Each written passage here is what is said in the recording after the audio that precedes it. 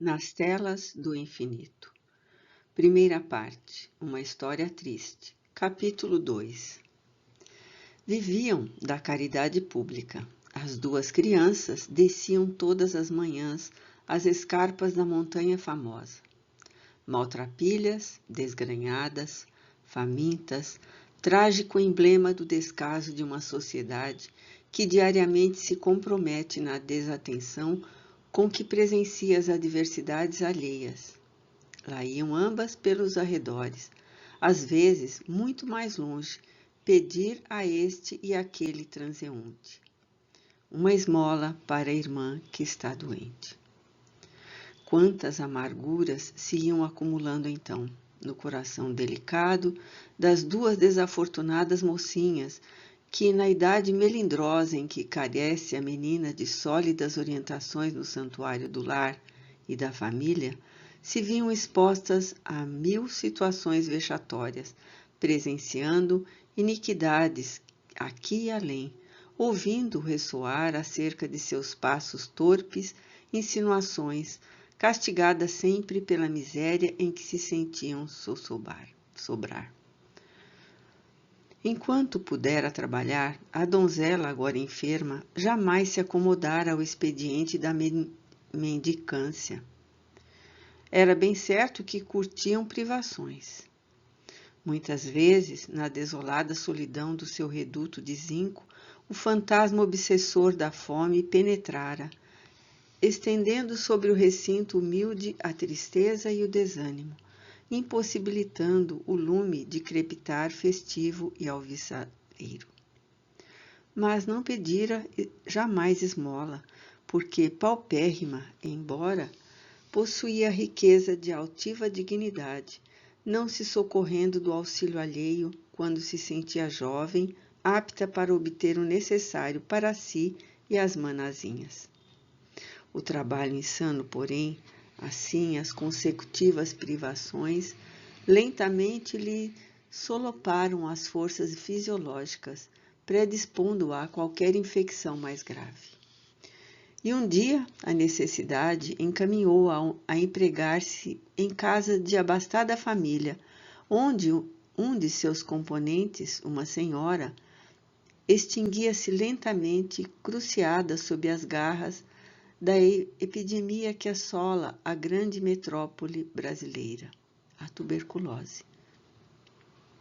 Obrigou-se, então, fiel ao dever para o qual concordara em ser contratada, a zelar pela dama enferma, a qual, remunerando-a generosamente, proporcionava tréguas às aflições que, não apenas a ela mesma, como também as duas manazinhas, perseguiam sem interrupção. Os sentimentos prestativos e nobremente fiéis da jovem loura levaram-na, contudo, a se expor em desvelos excessivos, não cogitando que o mal fosse realmente contagioso. Deu-se em dedicações infatigáveis, penalizada por compreender a pobre enferma, excluída do carinho e das atenções da parentela, que temia o contágio do morbus terrível. Por sua vez, a tuberculosa, que apenas a essa boa serviçal possuía por enfermeira e amiga, tornava-se exigente e abusava de suas forças, presa da neurastenia própria do enfermo irremediável. Pouco a pouco, a enfermeira absorveu o mal, contaminou-se. Entrou a definhar e a se desfazer em acessos de tosse frequentes, o que alarmou os demais moradores da casa. Removeram a dama para um sanatório, não obstante os desesperados protestos da mesma, e despediram a empregada, simplesmente. Adveio então o período culminante da via dolorosa daquele espírito, em franco ressurgimento de valores para os serviços de redenção. Chegaram às hemoptises, expectoração de sangue proveniente dos pulmões, traqueia e brônquios, mais comumente observável na tuberculose pulmonar. Os companheiros de desventura, habitantes do mesmo desolador bairro, afastaram-se temeroso do mal. E informados pouco a pouco por vizinhos da doente, da espécie de enfermidade que a minava, os fregueses retiraram de sob seus cuidados as roupas que iam a lavar. O mais completo abandono, aliado à mais profunda miséria, aboletaram-se no cubículo miserável.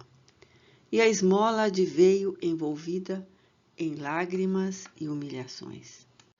Agora agonizava, sorvendo as últimas gotas do seu cálice de amarguras.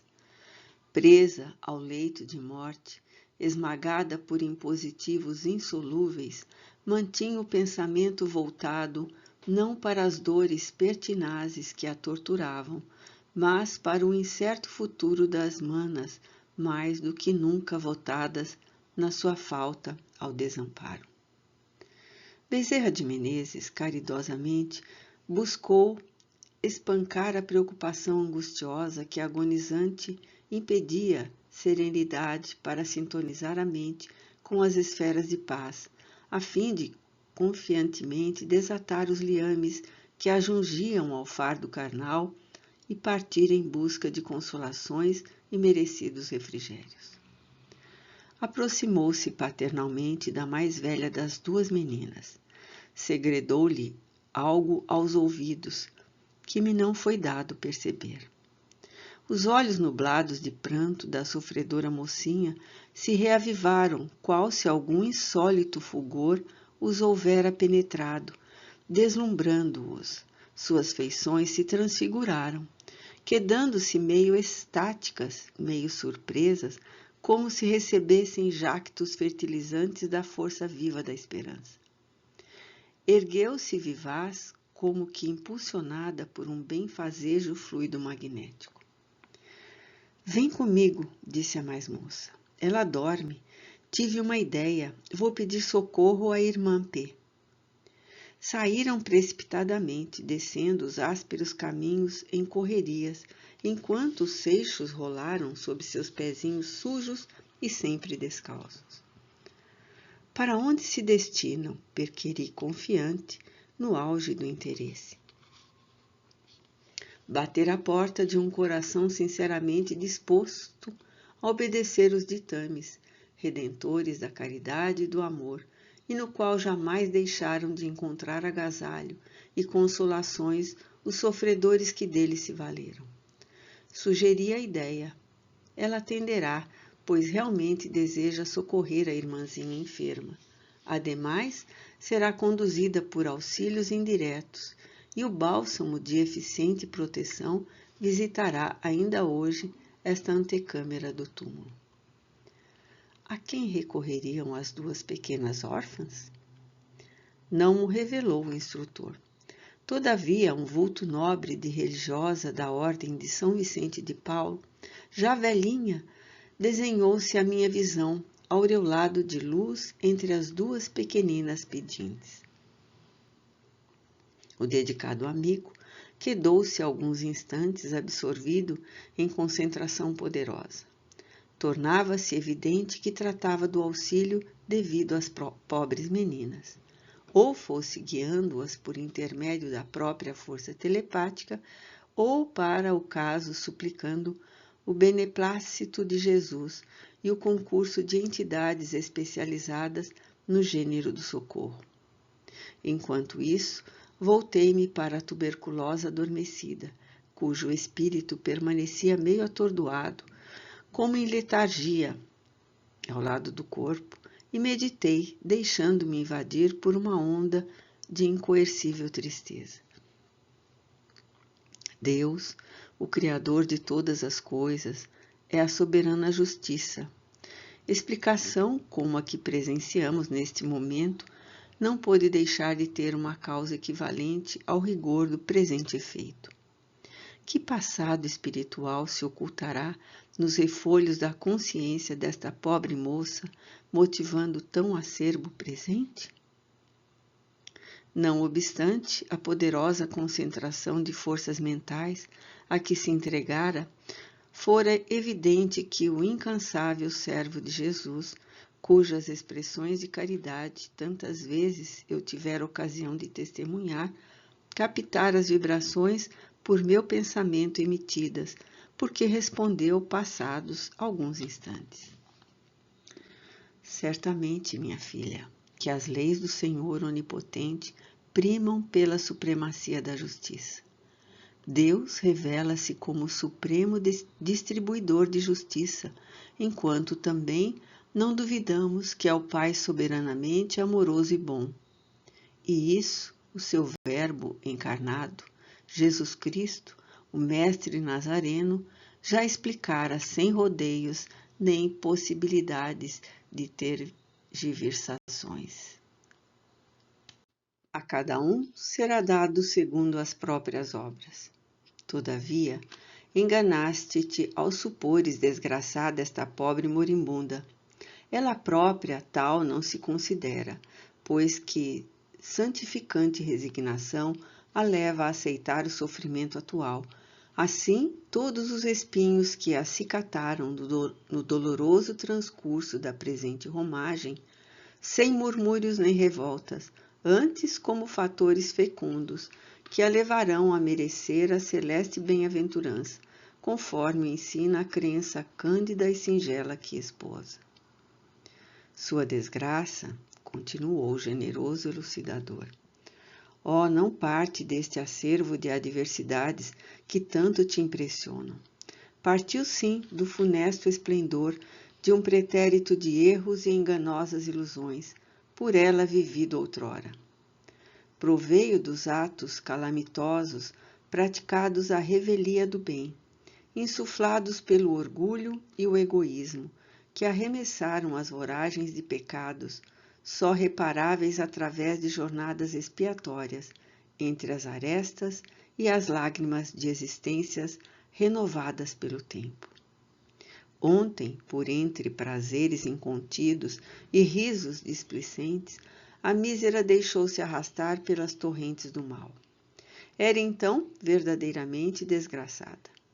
Hoje, entre lágrimas e andrajos, expunge da consciência obliterada o vírus que a avassalara, reabilitando-se lentamente para a alvorada da redenção. É ditosa agora com efeito, ela o sente, ela o reconhece no santuário íntimo da alma, legitimamente arrependida, a se balsamizar na doçura da própria conformidade em meio do resgate cruciante. Porquanto, gloriosa intuição lhe aflora a mente, afirmando que tão intensa expiação será o trajeto mais rápido para honroso reajustamento com a soberania da legislação que deixou de respeitar. Eu me comovia extraordinariamente. Pressentia que cenas patéticas, contendo grandiosos ensinamentos morais, se desenrolariam diante de minhas faculdades, pois já se prenunciavam nos recônditos do meu espírito as fontes de visão espiritual. A separação do corpo físico que lá na pitoresca cidade do sudeste de Minas Gerais jazia inerme qual fardo imprestável, afirmou-se mais, tornando-se penosa para mim a situação. Mas ali estava o desvelado amigo, atento e caritativo, espalmando sobre meu ser fluídico as mãos translúcidas, aquietando-me, renovando minhas forças para o prosseguimento da elucidação. Continuou ele desenvolvendo a tese magnífica. Dentro de alguns poucos dias mais, este heróico espírito deixará os cenários do planeta, em cuja gleba vem ressarcindo violências outrora nela mesma cometidas. E ainda hoje, quando as barras do Ocidente se amortalharem sobre as melancólicas despedidas da luz solar, o vulto sacrossanto da caridade apresentar-se-á na solidão deste cubículo, entoando o cântico de sorridentes alvoradas para o novo trajeto da pobre agonizante. Piedosas mulheres, inspiradas no amor do Cordeiro Imaculado, galgarão estas escarpas. Acompanhá-las hão serviçais de uma nobre instituição beneficente, os quais recolherão a mísera enferma em maca apropriada. E a donzela, recolhida a um leito hospitalar, partirá em paz para a pátria espiritual, deixando sob fiel guarda as irmãs menores, cujo futuro incerto era o seu mais aflitivo tormento. Partamos, porém. Não nos compete esta vigilância. Outros de tal serviço incumbidos velarão diretamente. Enlaçou-me então fortemente, atraindo-me por meio de irresistíveis correntes fluídicas. Senti-me aturdir, confusa, incapacitada de distinguir o que se passava, então, qual se desmaio singular me impossibilitasse quaisquer expressões da vontade. Apenas estranha sensação de distância, de subida vertiginosa, sem que absolutamente nada me fosse dado discernir. Readquiri em breve senso de mim mesma, fora como se coisa alguma se passara.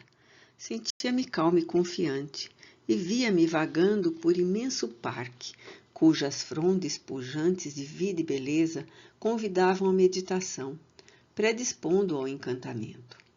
Suave palor azulado clareava-o, como se ignoto luar lhe iluminasse as alamedas, derramando tonalidades de luz inédita e encantadora, cuja lembrança jamais se deveria apagar de minhas retentivas espirituais, até hoje saudosas de tanta amenidade e tanta harmonia.